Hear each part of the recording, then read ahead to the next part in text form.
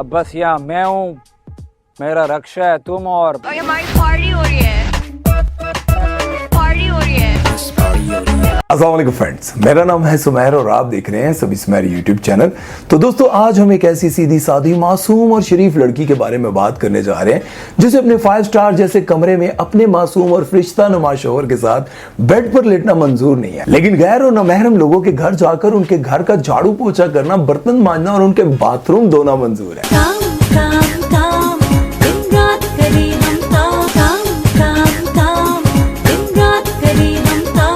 ये वो मासूम और शरीफ लड़की है जिसने न जाने कितने घर और कितने खानदान बर्बाद कर दिए, लेकिन जब भी डायरेक्टर और राइटर इसके ऊपर कैमरा लेकर आते हैं तो इसके ऊपर म्यूजिक मजलूमियत वाला लग जाता है। दिल लगाने की ना दो सजा, दूर महबूब से महबूबा। हालांकि इसकी जगह ना ये वाला म्यूजिक लगा होना चाहिए था।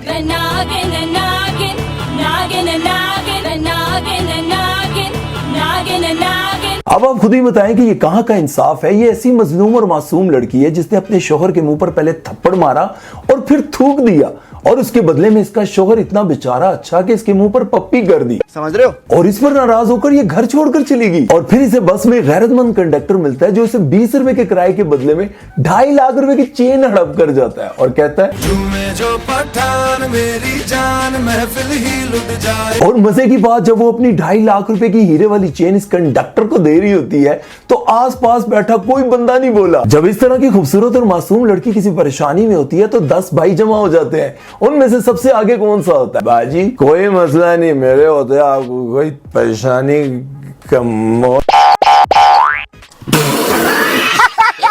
और फिर हर ड्रामे की तरह इस ड्रामे में भी इतना बड़ा इत्तेफाक दिखाते हैं कि मुर्तसिम और उसके गार्ड पूरे शहर में फैले होते हैं, लेकिन मीरब उनको नहीं मिलती है तो उसी कंडक्टर को मिलती है। फिर मीरब इसी रिक्शे वाले के साथ अपनी उस सहेली के घर जाती है जिसने अभी थोड़ी देर पहले ही इसको कपड़े और पैसे भेजे होते हैं, और ये गार्ड मीरब को कहता है कि आपके वालिद और मुर्तसिम खान आपको ढूंढ रहे हैं। और गार्ड साहब, आपने ये क्यों नहीं बताया कि आपके वालिद ऊपर जा चुके हैं? मुझे लगता है तुम्हें उम्मीद थी कि मीरब ना आई तो जायदाद का सारा हिस्सा तुम्हें मिल जाएगा। और खान साहब ने क्या उम्मीदें पाल ली? कहते हैं एक तो तुम्हारा वालिद है, दूसरा कौन है? मुर्तसिम खान, तुम्हारा भाई।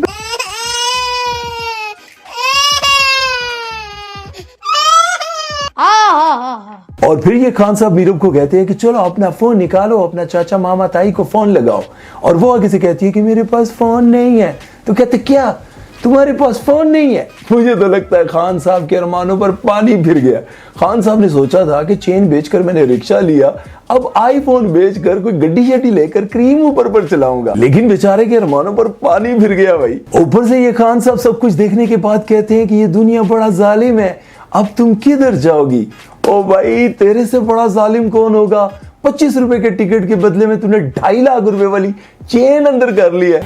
जो पठान मेरी जान। और फिर आधी रात को अकेली लड़की देख के खान साहब के दिल में अरमान जागते हैं और वो कहते हैं अब बस यहाँ मैं हूँ, मेरा रक्षा है तुम और ये हमारी पार्टी हो रही है, पार्टी हो रही है।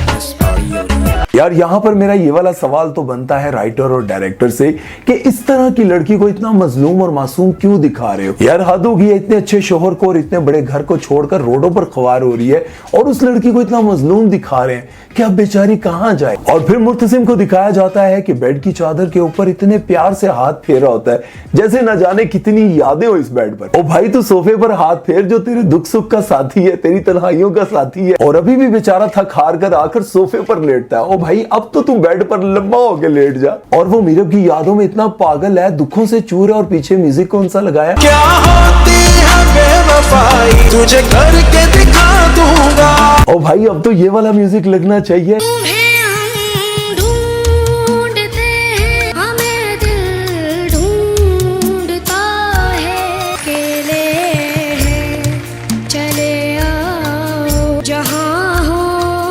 और जैसा कि मैंने आप सबको पहले कहा है कि इस ड्रामे की राइटर को मुझे 21 तोपों की सलामी देनी चाहिए। उसकी वजह यह है कि मुर्तसिम को इस बात का यकीन है कि उसकी बीवी घर से भागकर रोहेल के पास गई है। और अब यहां पर दिखाना यह चाहिए था कि मुर्तसिम की गैरत जाग जाती, लेकिन मुर्तसिम की गैरत तो रन मुरीदी में इस तरह दफन हुई है ना कि भाई उसके जागने की कोई उम्मीद नहीं है। और उसको यकीन है कि उसकी बीवी रोहेल के साथ भागी और वो सबको यही बता रहा है।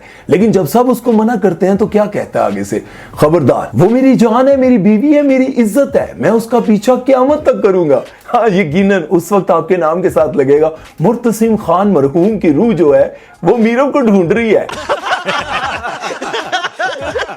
दिखाना तो ये चाहिए था कि मुर्तसिम खान एक गैरतमंद आदमी है और अगर उसको यकीन है कि उसकी बीवी रोहेल के साथ भागी है तो वो इंतकामन उसको ढूंढ रहा होता। लेकिन यार एक अजीब सी बात दिखाई है कि जिसकी बीवी घर से भाग जाए और उसको ये पक्का यकीन हो कि वो किसी और के साथ भागी है, वो बंदा कह रहा है कि मुझे अपनी बीवी से बड़ी सख्त मोहब्बत है। भाई तुझे मोहब्बत या तो कभी हुई नहीं थी या फिर जिंदगी में तुझे पहली बार सख्त किस्म की मोहब्बत आई है और तूने कर ली। और जब भी मीरब से कोई ये पूछता है कि तुम शादीशुदा हो तो आगे से कहती है नहीं, मैं तन्हा हूं। ओ मिसनी है, तू सीधा सीधा क्यों नहीं बताती कि तू शादीशुदा है?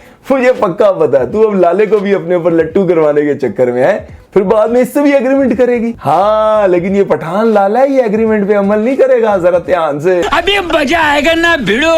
और इन आंटी अंकल को देखें जिनके पास अभी मीरब को आए हुए एक दिन नहीं हुआ और आगे से क्या कहते हैं, हमारे बाद मीरब का क्या होगा, हम अगर मर गए तो मीरब कहां जाएगी।